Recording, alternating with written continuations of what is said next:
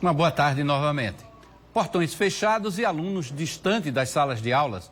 O cenário vivido desde o ano passado por conta do coronavírus em milhares de escolas de diversos países tem evidenciado novas necessidades de ensino e aprendizado. Em reportagens de Bessie Cavalcante, nós vamos aqui ampliar hoje esse debate com um olhar sobre o momento da educação na Paraíba. Primeiro vamos falar das mudanças e do impacto com a adoção do ensino híbrido e das aulas à distância. Nessa escola da rede privada de ensino em João Pessoa, crianças do 5º ano acompanham em sala de aula e em tempo real outras crianças assistem à mesma aula de casa com a possibilidade de interagir, inclusive, com o professor. Quando estava em 2020, no meio da pandemia, eu só assistia pelo computador. E como você se sentia? Eu sentia normal, só que eu prefiro a aula presencial, que eu posso interagir melhor com as pessoas. É um pouquinho difícil, porque uma semana você tá na escola, outra você tá em casa. Aí a rotina acaba sendo um pouco diferente. Mas tá sendo normal. Dá para aprender tudo? Dá. Só fica uma distração um pouco quando você tá em casa, porque fica todo mundo em casa, aí tem criança pequena e acaba distraindo um pouco. Eu acho que o maior desafio nesse momento é a questão do socioemocional, né? Ele está sendo muito levado em consideração, principalmente no momento que a gente está vivendo. E por isso a gente resolveu dar 3 opções para esses alunos eles poderem assistir às suas aulas, né? A gente tem aqui, por exemplo, turmas que estão presenciais. Então, eles podem assistir às aulas aqui dentro da escola mesmo. Temos turmas também que estão em casa. E aí, para essas turmas que estão 100% online, para eles são dadas 2 opções. Uma que é a opção online, 100% online. Então, a gente tem uma sala virtual, onde todos esses alunos eles podem assistir a aula junto com os outros colegas que estão em casa também. Como também eles têm a opção de assistir junto com sua turma presencial. O ensino remoto ou híbrido, presencial e à distância, foi apenas uma entre tantas mudanças antecipadas em ritmo acelerado por causa da pandemia. Há uma adaptação muito grande a essa interação com as telas, né?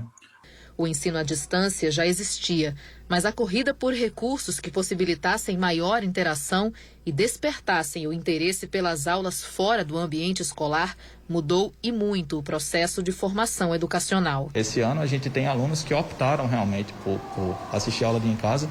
Eu acredito que agora essa modalidade ela veio para ficar, né? É interessante que a gente tem agora talvez uma geração que tenha um pouco mais de conhecimento, um pouco mais de poder de decidir se isso daí é bom para eles ou não. É que algumas coisas ainda não se consegue fazer no celular.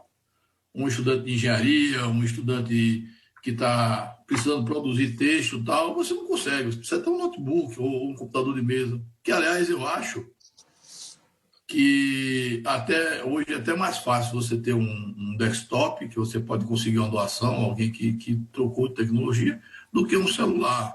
Aí não dá para confundir o desejo de ter o celular de outra geração. Estou falando para estudar, para você ter uma tela maior, para você poder escrever e tal. Ainda é o computador e a internet fixa as melhores opções. Mas as mudanças rápidas e profundas aumentaram o abismo entre as classes sociais e expuseram as feridas da desigualdade, de quem muitas vezes não tem comida na mesa.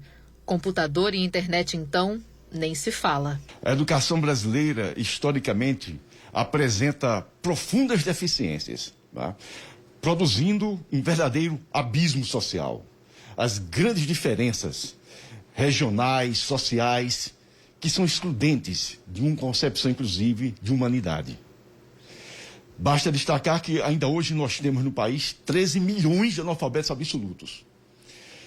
Quase 70% da população apresenta um dos 3 níveis do chamado analfabetismo funcional. Ou seja, não compreende o que lê, não interpreta, não faz uma utilização social da leitura. Isso é uma fratura na cidadania. Então, a nossa educação, o nosso sistema escolar, já apresenta um imenso desnível antes da pandemia.